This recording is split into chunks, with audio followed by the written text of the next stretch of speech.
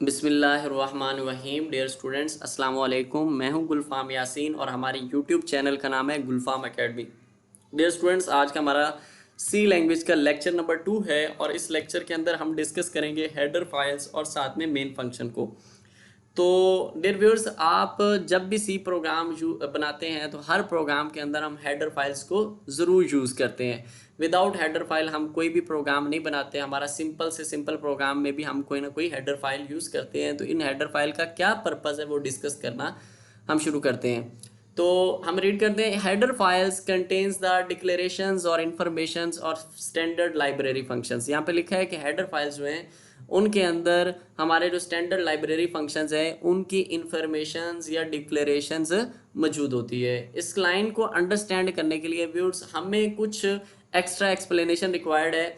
हम और उसकी एक्स्ट्रा एक्सप्लेनेशन ये है कि एक्चुअली होता ये है कि हम जब भी सी का प्रोग्राम लिखते हैं तो उसके अंदर हम बहुत सारे ऐसे फंक्शन यूज़ करते हैं जिनकी प्रॉपर वर्किंग हमारे प्रोग्राम में डिफाइन नहीं की होती। फॉर एग्जांपल, आप जो है सी के अंदर इनपुट एंटर करवाने के लिए स्कैन एफ फंक्शन यूज़ करते हैं। तो जब आप स्कैन एफ फंक्शन यूज़ करते हैं तो स्कैन एफ फंक्शन अपनी वर्किंग कैसे परफॉर्म करेगा, स्कैन एफ की प्रोग्रामिंग क्या है, वो कैसे इनपुट लेगा, ये सारी चीज़ें हमारे प्रोग्राम में नहीं होती। सिमिलरली आप आउटपुट शो करने के लिए प्रिंट एफ फंक्शन यूज़ कर रहे हैं तो प्रिंट एफ किस तरह कोई चीज़ शो करेगा, उसकी प्रोग्रामिंग कहाँ पे है, हम ये सारी अपने प्रोग्राम में मेंशन नहीं करते।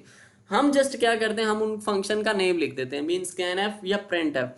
लेकिन इन फंक्शन की प्रॉपर प्रोग्रामिंग मौजूद है और वो कहाँ पे मौजूद होती है, लाइब्रेरी फाइल्स के अंदर मौजूद होती है। अब उन फंक्शंस की प्रॉपर प्रोग्रामिंग को एक्सेस करने के लिए हम क्या यूज़ करते हैं, हेडर फाइल यूज़ करते हैं।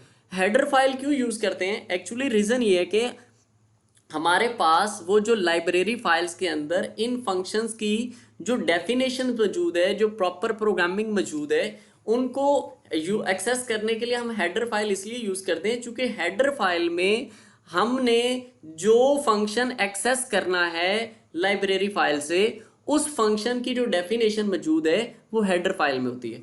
फॉर एग्जाम्पल, आपने अपने प्रोग्राम में यूज़ किया प्रिंट एफ।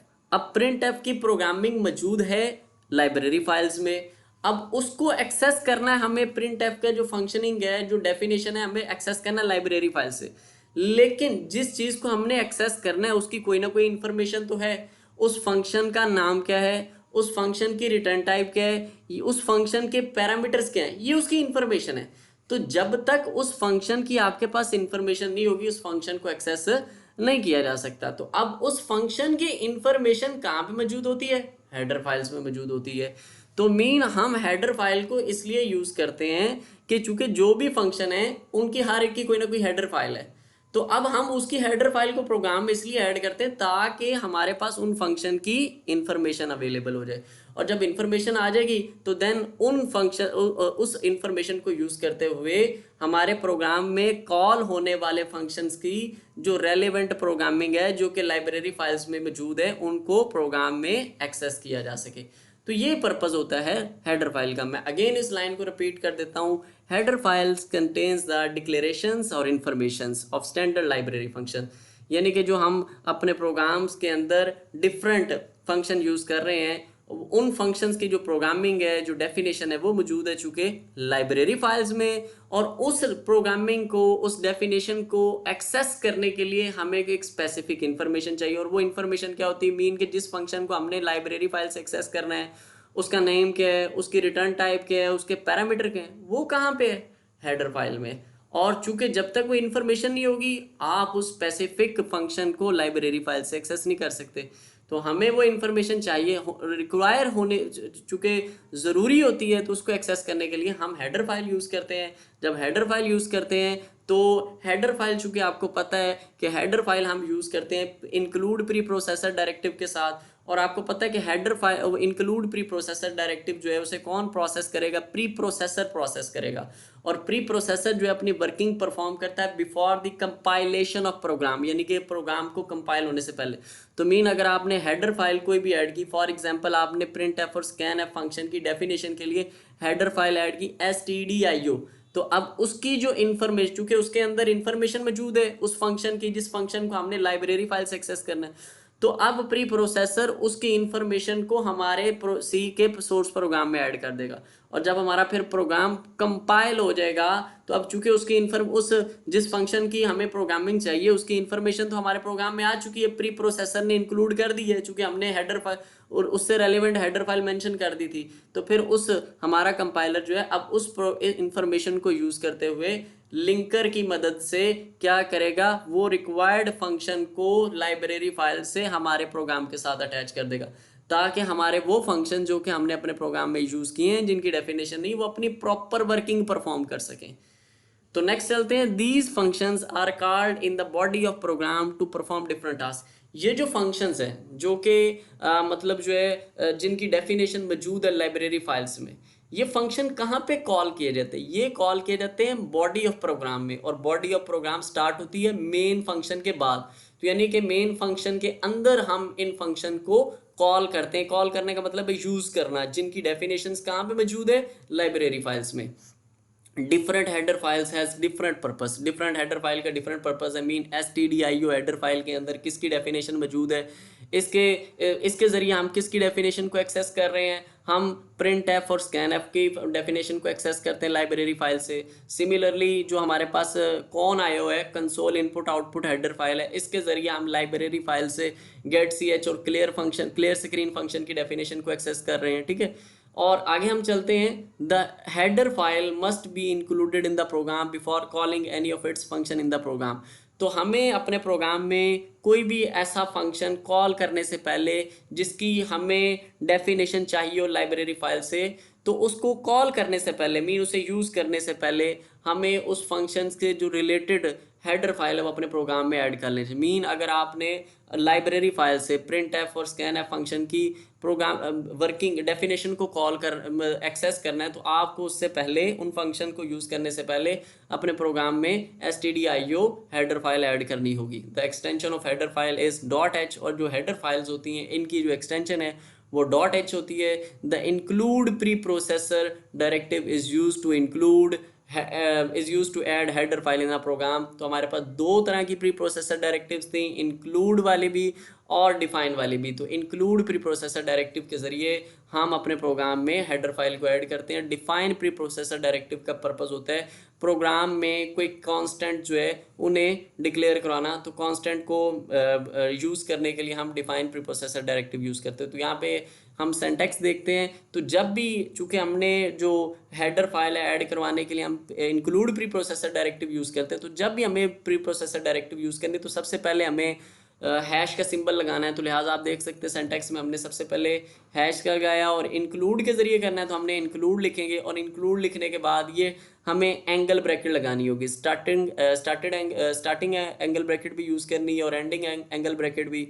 इन दो ब्रैकेट्स के दरमियान हम उस हेडर फाइल का नाम लिखेंगे, ठीक है, जो कि हमें चाहिए, ठीक है। तो जो भी हमें रिक्वायर्ड है, मीन कि अगर आप प्रिंट एफ और स्कैन एफ की फंक्शन की डेफिनेशन एक्सेस करना चाहते हैं लाइब्रेरी फाइल से, तो फिर आप stdio हेडर के फाइल का नाम लिखेंगे।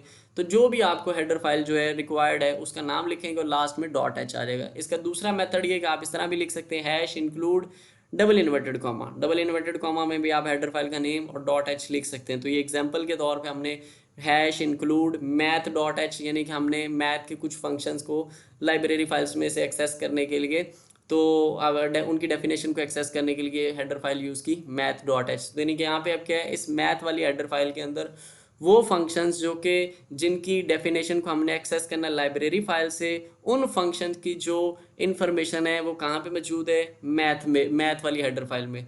उस इन्फॉर्मेशन को यूज़ करते हुए देन हमारा कंपाइलर जो है वो लाइब्रेरी फाइल से उन फंक्शन को हमारे प्रोग्राम के साथ ऐड कर देगा। और सिमिलरली नेक्स्ट आप देख सकते हैं हमने stdio हेडर फाइल को यूज़ किया हुआ, इसकी फुल फॉर्म होती है स्टैंडर्ड इनपुट आउटपुट, और इसके अंदर इसके ज़रिए जो है हम प्रिंट एफ और स्कैन एफ के फंक्शन की डेफिनेशन को एक्सेस करते हैं।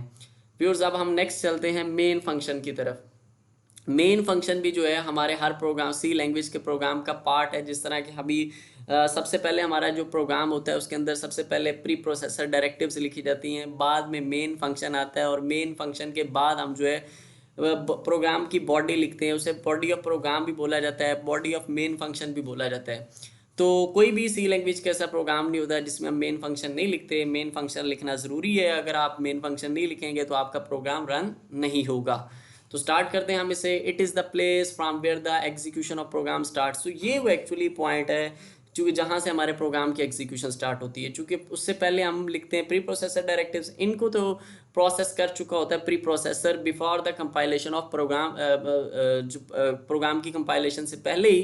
तो लिहाजा ये वो हमारा, चूँकि ये तो कंपाइलेशन से पहले ही प्रोसेस हो चुकी हैं, तो यहाँ से ये मेन फंक्शन हमारा वो पॉइंट है जहाँ से प्रोग्राम की एग्जीक्यूशन स्टार्ट होती है। Each program of C language must contain a main program. हर प्रोग्राम सी लैंग्वेज का हर जो प्रोग्राम है उसके अंदर मेन फंक्शन ज़रूर होना चाहिए, ठीक है। विदाउट, मैंने आपको पहले बताया कि आपका विदाउट मेन फंक्शन जो है वो आपका प्रोग्राम जो है वो रन नहीं हो सकता, ठीक है।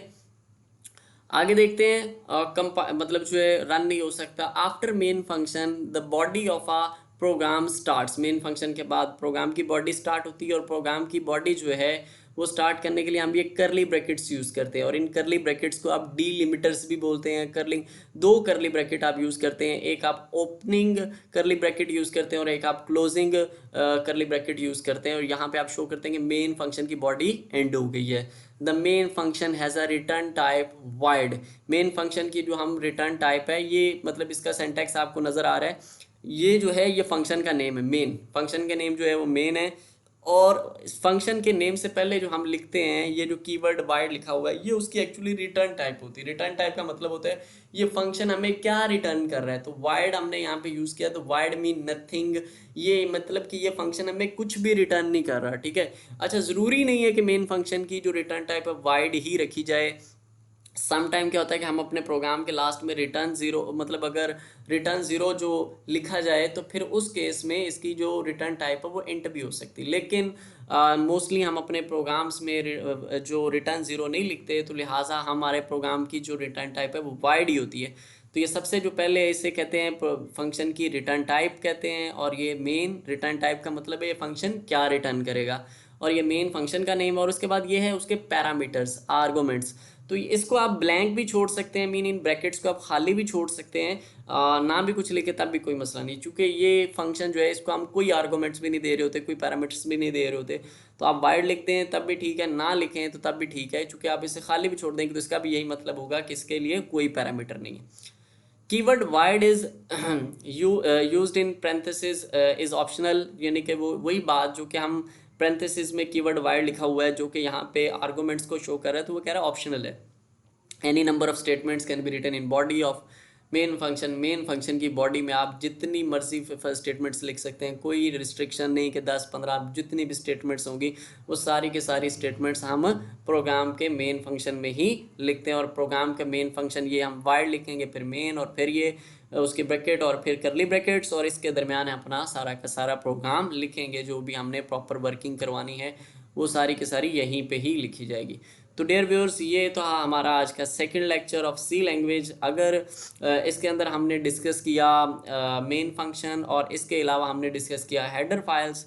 अगर डियर व्यूअर्स आपको कोई प्रॉब्लम हो, कोई चीज़ नहीं समझ आई, तो आप हमें कमेंट में पूछ सकते हैं, और आपसे ये रिक्वेस्ट करेंगे कि हमारी वीडियोस को लाइक भी किया करें और साथ में कमेंट भी किया करें, ताकि हमें पता चल सके कि आप लोग हमें कितना सपोर्ट कर रहे हैं, और हम इस तरह जो है फर्दर वीडियोस बनाते रहें। तो व्यूअर्स, आपसे ये रिक्वेस्ट भी है कि आप हमारे चैनल को भी साथ में सब्सक्राइब करें। अल्लाह हाफिज़ व्यूअर्स।